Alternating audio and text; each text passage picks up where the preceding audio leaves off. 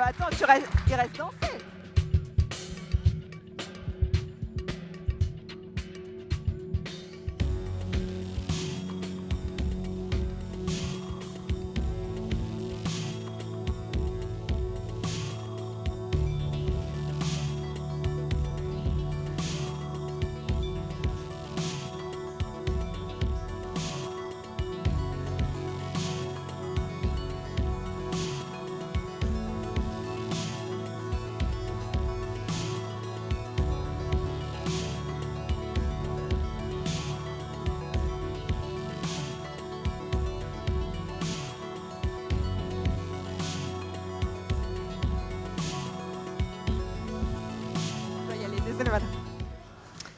Alors, comment se fait-il que tout le monde veuille quitter cette salle quand je dis qu'on va danser? Et même mon partenaire est parti. Et ça, c'est pas sympa. Alors, Non, je reviens. Dimitri Chamblas est en duplex avec nous. On va attendre un peu que le chassé-croisé soit terminé, peut-être, non? Bah, moi, je veux bien voir si Dimitri déjà est là. Bah, Dimitri est là, en tout cas. En tout cas, en duplex avec nous. Parce que ce genre de choses ne marche pas toujours. Ah, génial. Salut. Salut Dimitri. Tu t'échauffes? Nous aussi, on doit s'échauffer. Et on va demander peut-être aux gens qui sont... pour mieux vous parler. Cool. C'est génial. Alors, comme tu vas nous préparer une petite chorégraphie, on va vivre vraiment une expérience tous ensemble. Il nous faut du monde. Donc, si vous êtes à l'Inspiration Bar, venez nous rejoindre. Tu l'as très bien dit cette fois-ci. Oui, parce Bravo. que la dernière fois, je ne l'ai pas bien dit. Je l'ai dit en français et après, tu t'es moqué de moi. Donc voilà. En tout cas, le principe, Dimitri, il va falloir nous l'expliquer. Tout le monde a très, très peur dans cette salle. Bonjour, je peux commencer ou on attend des gens? Vas-y, pas de problème. Tu peux déjà nous expliquer et les gens vont arriver, ça va les faire venir. Je vais parler en fait pendant une 10-15 minutes de choses liées aux collaborations de la danse avec différents secteurs en fait, technologiques, industriels, artistiques. Comment la danse finalement s'est déplacée dans divers territoires. Et puis, dans un deuxième temps, en fait, j'ai quelques petites consignes d'une forme de workshop, on pourrait dire, de danse, que j'aimerais faire avec l'ensemble de l'audience que vous avez ici à Paris. Eh bien, super. Ça, c'est du programme. C'est très simple. Tout le monde peut le faire. Voilà, on n'est pas dans la virtuosité, ni dans il n'y a rien d'intimidant là-dedans, mais ce sont des consignes de danse qui aident après à regarder la danse. Allez, c'est parti, on t'écoute Dimitri. Peut-être on peut s'asseoir tant qu'à faire. Donc bonjour, je suis Dimitri Chamblas, je suis danseur, chorégraphe. Je suis depuis le mois d'août le nouveau doyen au California Institute of the Arts à Los Angeles, en charge de la danse. Je suis venu ici, j'étais avant directeur artistique à l'Opéra de Paris. Et en fait, je suis venu prendre ce poste ici pour diriger cette école parce que j'ai constaté qu'il y avait un décalage entre ce qu'on apprend dans les écoles de danse aujourd'hui et la réalité du monde professionnel de la danse. En gros, on continue à former des élèves de façon tout à fait...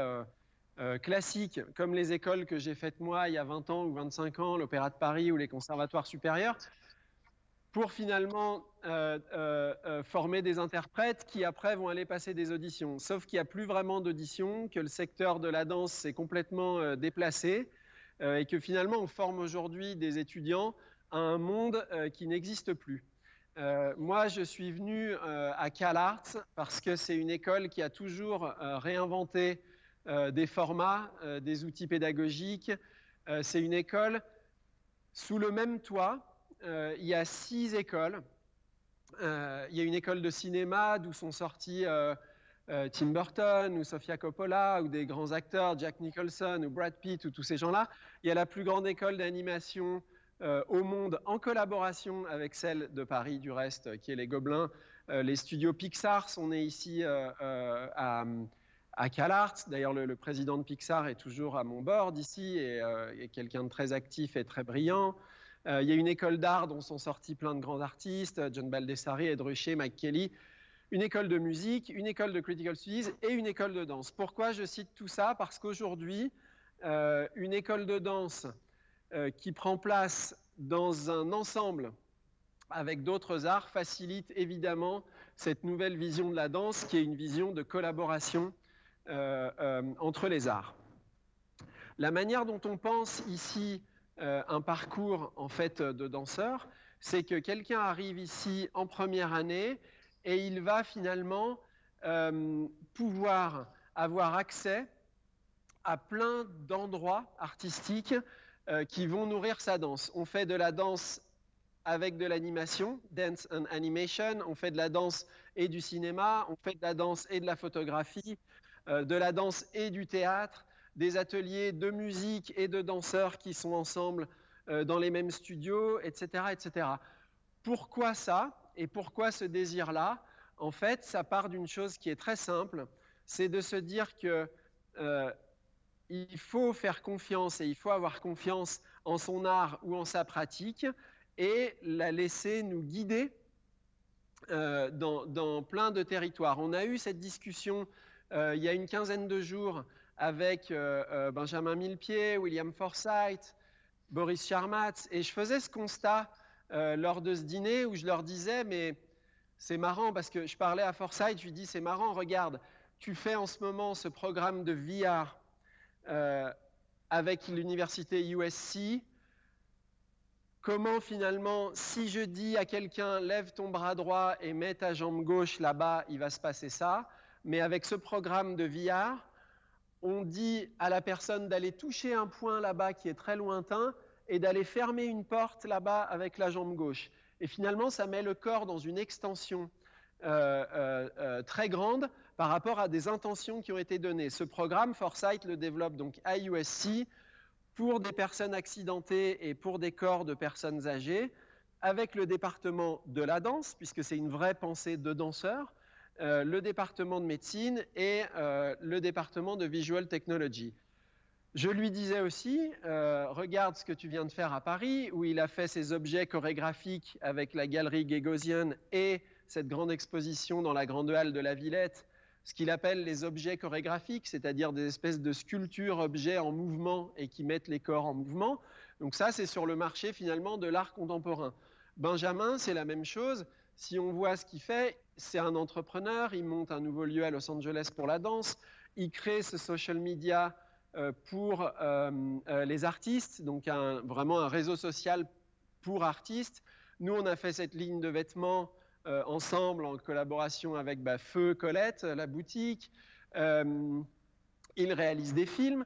Moi, je suis doyen ici dans une université travaillant donc sur des outils pédagogiques, sur l'éducation, etc. Mais je suis toujours un danseur. Je produis des films. Je curate en ce moment une fondation d'art digital pour une marque du groupe LVMH.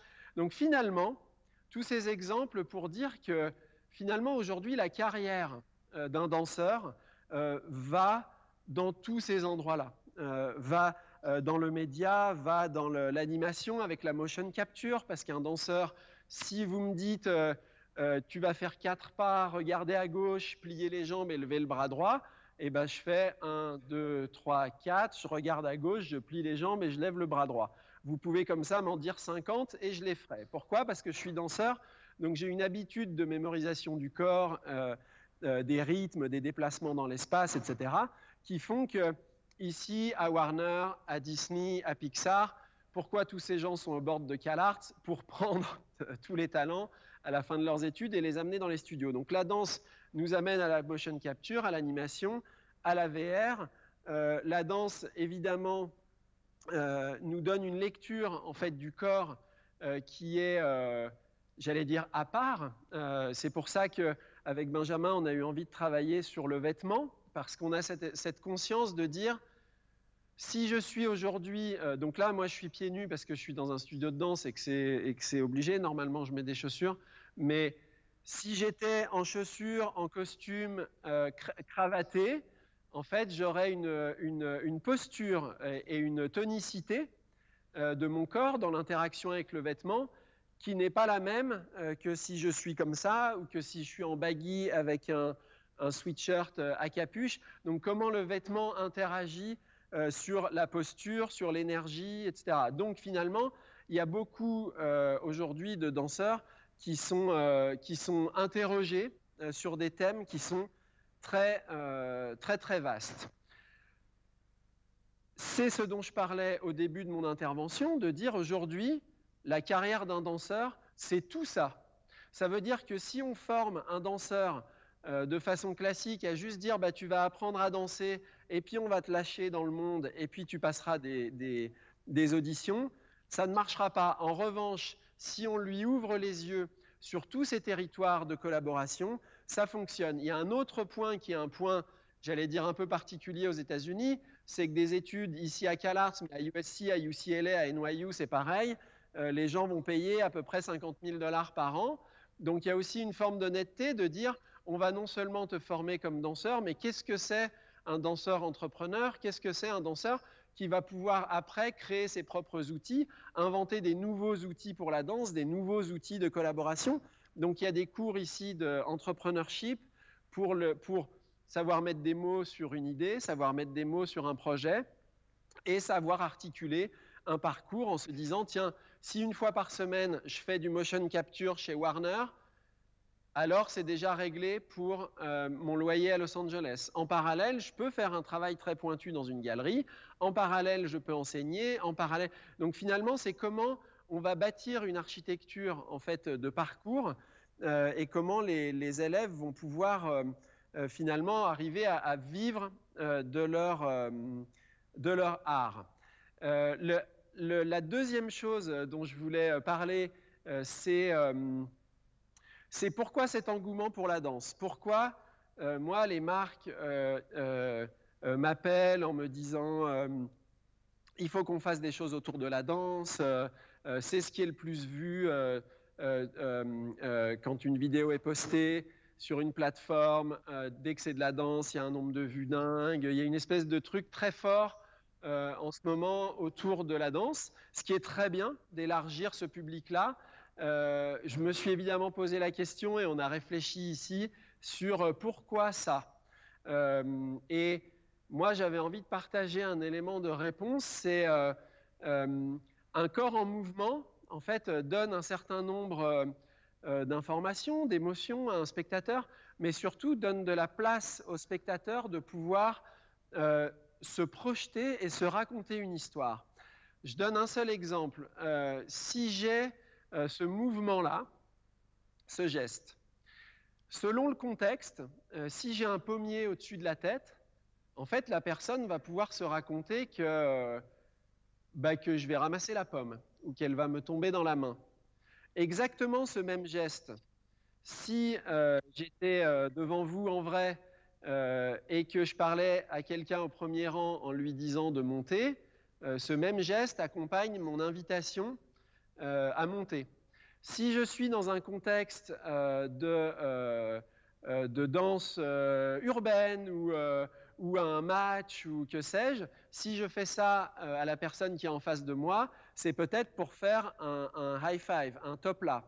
Donc comment finalement sur un même geste, on a une multitude de possibilités, de choses à se raconter en tant que spectateur. La grande question en danse, mais qui rejoint beaucoup de secteurs et qui rejoint quasiment tous les arts, c'est de se dire à partir de quand on considère qu'un geste est un mouvement, est une danse. C'est-à-dire si je suis comme ça devant vous, je ne suis pas en train de danser. Si je me gratte en fait l'épaule, je ne suis pas en train de danser. Et je me gratte le pied, je ne suis toujours pas en train de danser. Et je regarde derrière, toujours pas. En revanche, si je commence à l'intérieur de ça, à avoir une conscience de rythme, à faire rentrer de la musicalité ou de la répétition, alors on va se dire que la danse arrive. Je me gratte la tête et je reste comme ça. Et je me baisse, mais très lentement pour aller vers mon pied. Et je me retourne plusieurs fois. Et je me regratte la tête et j'enchaîne et je me retourne. Donc avec un vocabulaire de choses très quotidiennes, si on inclut de la temporalité, de la répétition, alors on peut commencer à parler de danse. Ça, c'est la définition de la danse de Pina Bausch. Chaque chorégraphe, en fait, a sa recherche par rapport à ça. C'est la grande question postmoderne.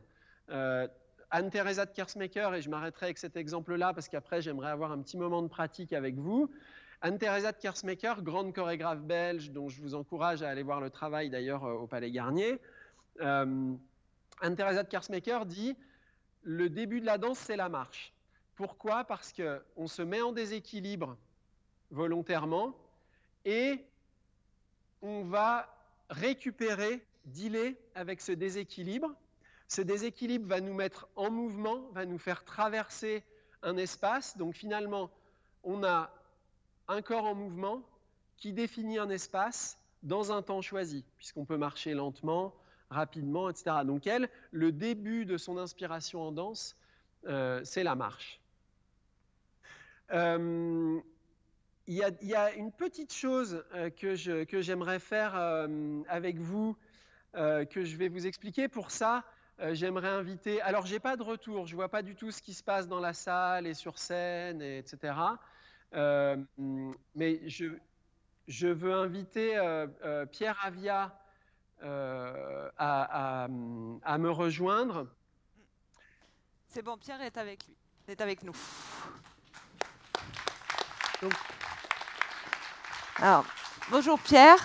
Dimitri, tu Pierre peux présenter Avia, Pierre peut-être? qui est compositeur, musicien, tu vois tout ce que j'ai dit sur les différents territoires de la danse existe aussi dans la musique.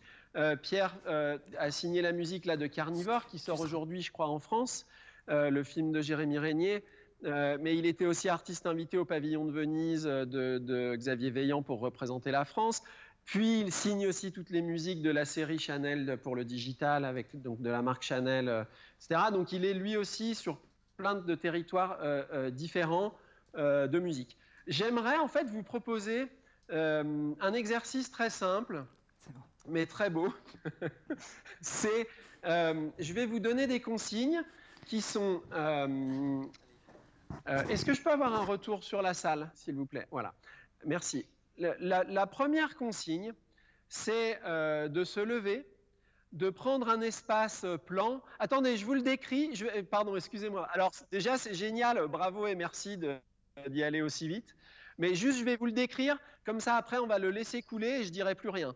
Donc, le premier morceau que va passer Avia, vous allez vous lever, vous allez vous mettre en face de quelqu'un et vous resterez l'ensemble du morceau, toute la durée du morceau, les yeux eye contact, les yeux dans les yeux en face de la personne avec qui vous êtes.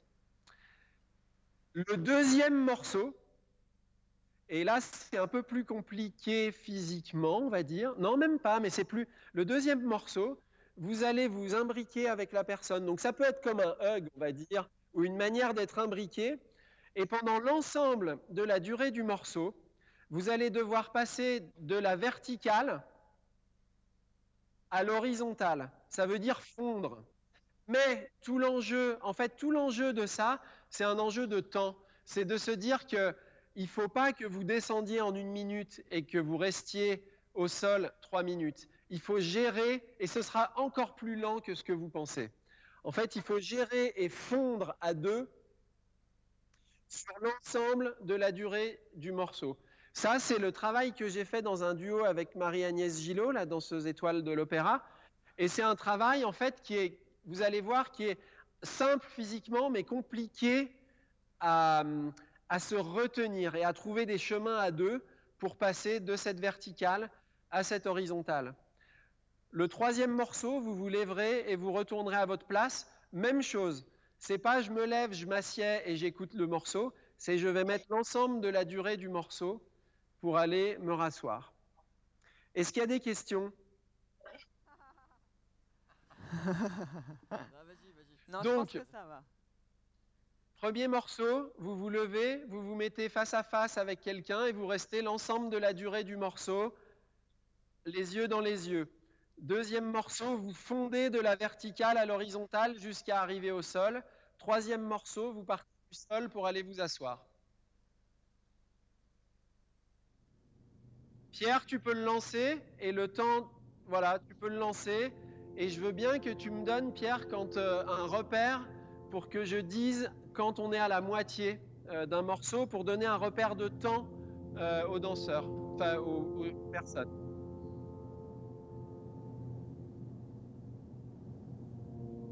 Tu peux lancer le premier morceau.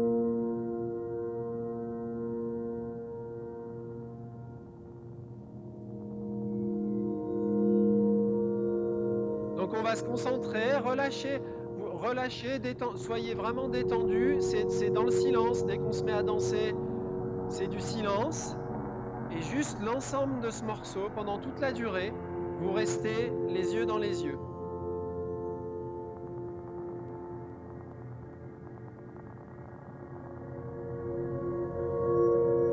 Oui, c'est très bien. Bravo, super. Restez concentrés. On reste concentrés.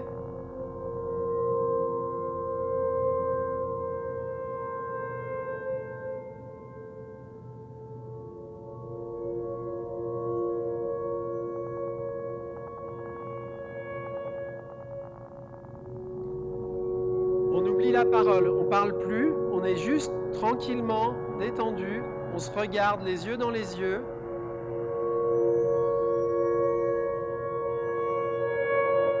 Ouais, très beau, super.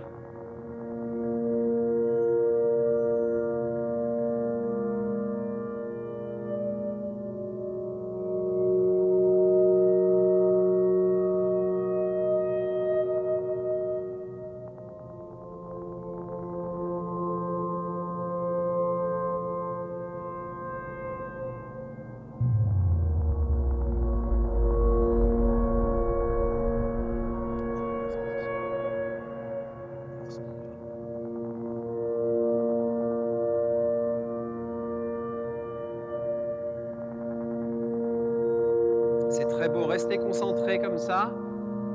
Plus de paroles, tranquille.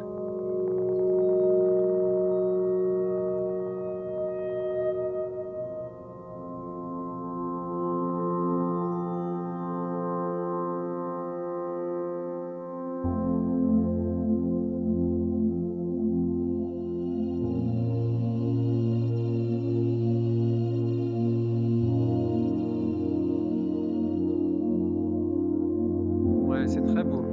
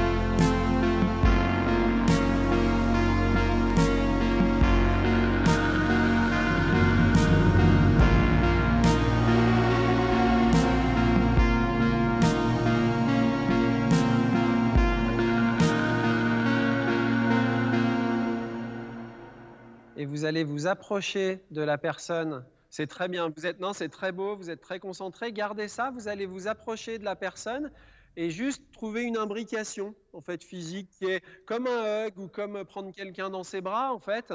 Et Avia, tu peux lancer le deuxième morceau et vous allez partir de cette verticalité que vous avez à deux et vous allez fondre très lentement jusqu'au sol. Tu peux lancer Avia. Gardez le silence, s'il vous plaît.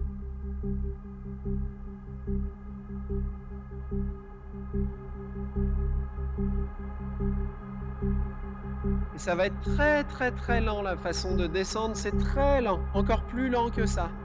C'est presque comme du buto japonais, cette danse qu'on voit pas, on voit pas le mouvement se faire presque, tellement c'est lent.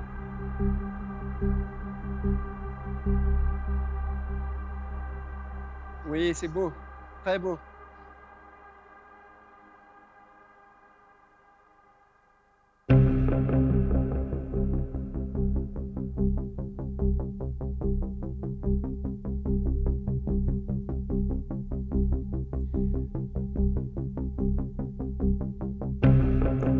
Comme si vous fondiez, le corps qui fond, qui fond, qui fond, pour descendre jusqu'à une position au sol.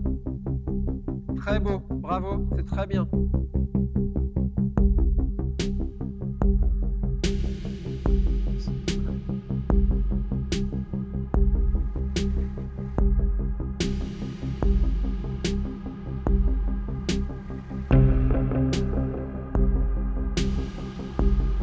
Là, on n'est même pas à la moitié du morceau.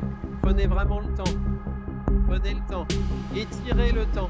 Allongez le temps. C'est vraiment une gestion, c'est la danse. C'est une gestion d'un mouvement dans un temps donné.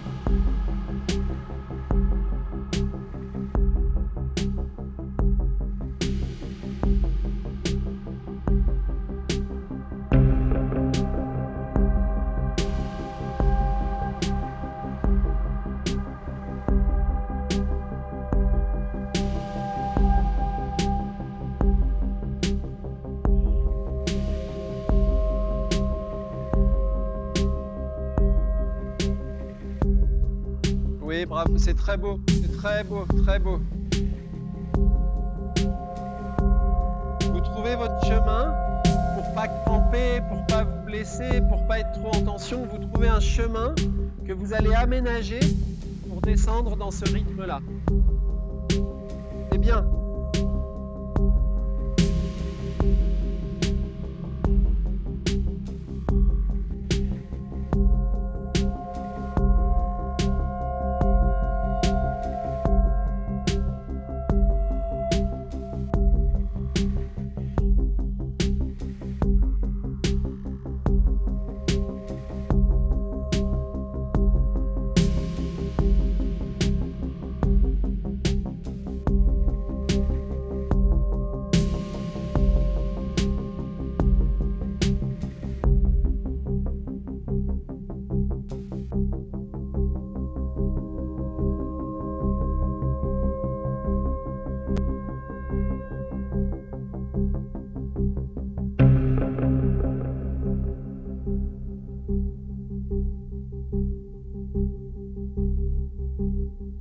Super.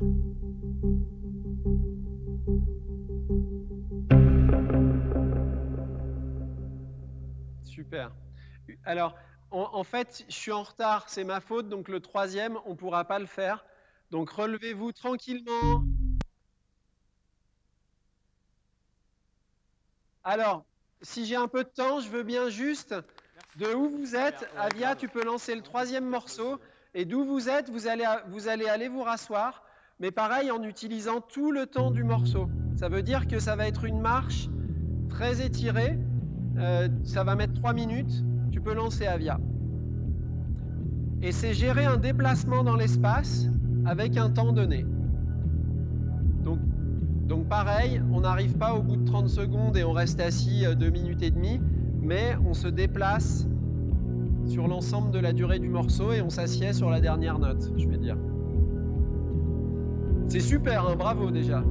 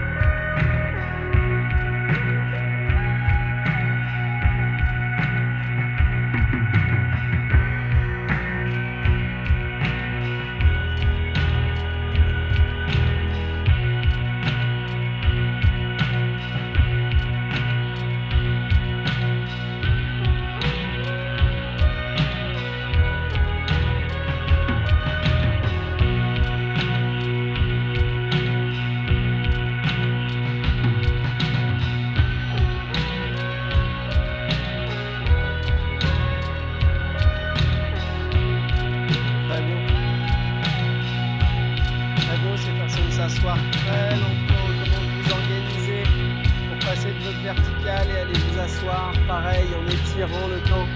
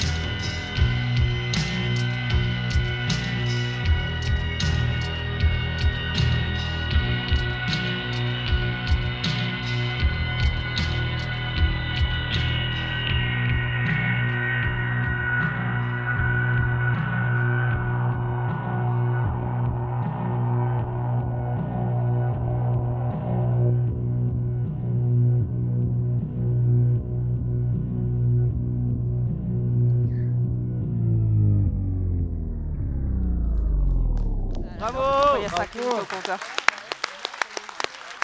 Pourquoi il y a 5 minutes? Bravo, merci Pierre, merci à vous, c'était très beau.